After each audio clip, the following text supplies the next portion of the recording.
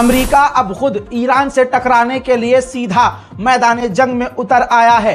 Israel के अंदर America ने थर्ड एयर डिफेंस सिस्टम, तस्वीर आपके सामने, और 100 अमेरिकी सैनिकों को तैनात कर दिया है।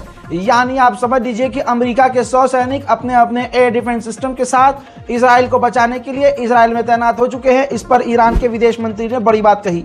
उन्होंने चेतावनी दी कि अब अमेरिका ने रेड लाइन क्रॉस कर दी है और अपने सैनिकों को खतरे में डाल दिया है।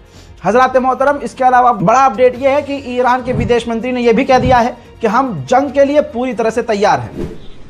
जमहूरी इस्लामी ईरान ख्वाहान तनिश, अफज़ाइश तनिश, درگیری و جنگ نیست. اگرچه برای هر وضعیتی آمادگی داره. ما برای جنگ آماده هستیم، برای صلح هم آماده هستیم.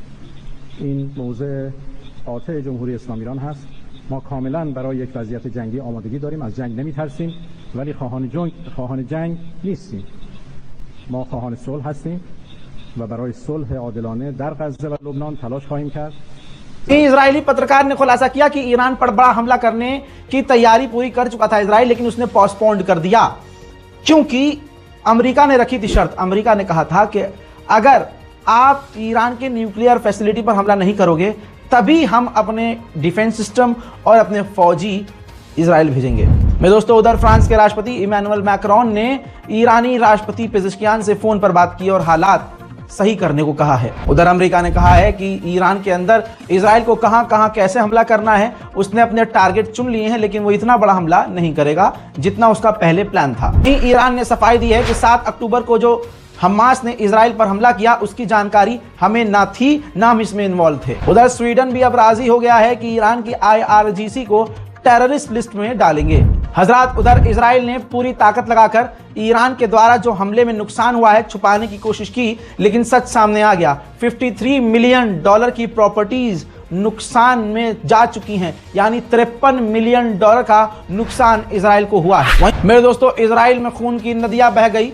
देर रात को बता चुका हूं कि ये देखिए, इजराइल के बेस पर लेबनान का खतरनाक हमला, 100 से ज्यादा इजरायली सैनिक बुरी तरह से मौत के मुंह में है, घायल हैं, और जहां जहां रॉकेट और जो ड्रोन गिरा है वहां सिर्फ खून ही खून है। जब यह हमला हुआ तो पूरे इजराइल में भगदड़ थी। एम्बुलेंस आप उंगलियों पे गिन नहीं सकते थे, इतनी सारी एम्बुलेंस थी। देखिए,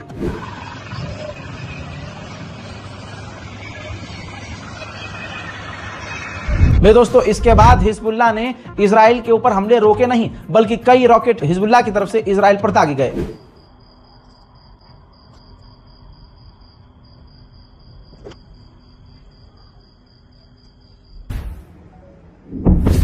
खबर यह आ रही है कि ईरान JF-17 जो चाइना और पाकिस्तान ने मिलकर बनाया है उसको खरीदने में इंटरेस्ट दिखा रहा है। इजराइल की जेल में ये फिलिस्तीनी नौजवान था जिसे इजराइल ने टॉर्चर कर मेरे दोस्तों, सिर्फ 9 दिनों के अंदर इजराइल जबलिया में लोगों को, फिलिस्तीनियों को घेर कर 300 फिलिस्तीनियों को कत्ल कर चुका है सिर्फ 9 दिनों में। हजरात मोहतरम, हाल इतना बुरा है गजा का। ये तस्वीर देखिए, मलबे के नीचे फैमिली पूरी दबी हुई है।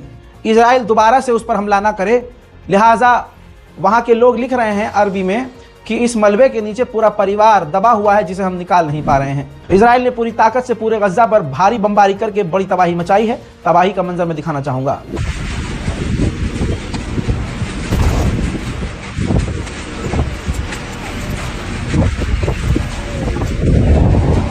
पिछले 24 घंटों में इस तरह के इजराइल ने हमले किए जिससे सैकड़ों फिलिस्तीनी मारे गए हैं और परिवार वालों का रो रो का हाल बुरा है।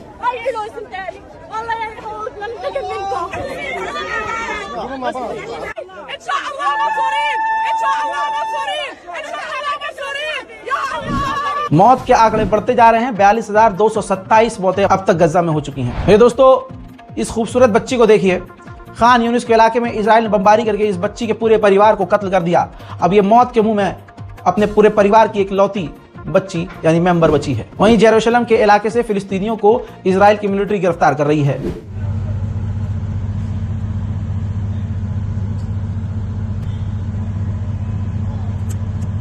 उधर अबू धाबी के टावर पर लेबनान का झंडा लहराकर लेबनान को सपोर्ट किया गया है।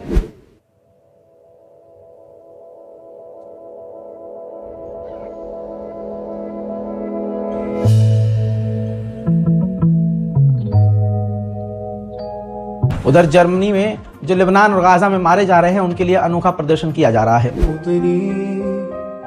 الجلال والجمال والسناء والبهاء في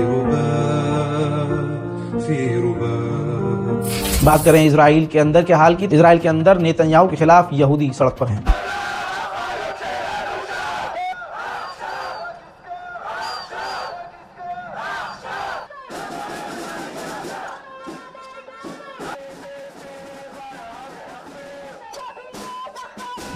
वहीं सऊदी अरब ने लंबे समय के बाद निंदा की है इजराइल की और इजराइल के उस फैसले की जो UNRWA के हेडक्वार्टर को सीज करके उसे तोड़कर वहां सेटलमेंट बनाने का ऐलान किया है। सऊदी अरब के विदेश मंत्री ने इसकी निंदा की है। एशिया की सबसे बड़ी मीटिंग के दौरान इंडोनेशिया ने कहा है कि एशिया के तमाम देश फिलिस्तीन को मान्यता दे दें। वहीं हजरात मोहतरम डच के एक लॉयर ने डच के अंदर ही इजराइल के 1000 सैनिकों के खिलाफ कंप्लेंट याचिका दायर की है। हजरात मोहतरम, ब्रेकिंग न्यूज में ये तमाम वो बड़ी जानकारियां हैं जो आपके लिए जरूरी थी।